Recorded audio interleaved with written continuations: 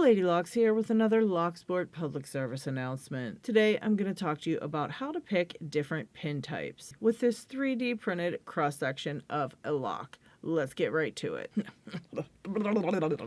I cannot talk today. Alright, depending on what type of lock you have, you can either tension clockwise or counterclockwise. Some locks you can do both, but there are some locks that you can only tension clockwise. So for this example, we're just going to tension it clockwise. Inside this lock, you can see we've got one key pin, one driver pin, and a spring. Now the driver pin in this example is a standard pin, and I'm going to show you what type of feedback to look out for when picking a standard pin. So once you've put your tension on the lock, you're going to go ahead in and press up on each pin.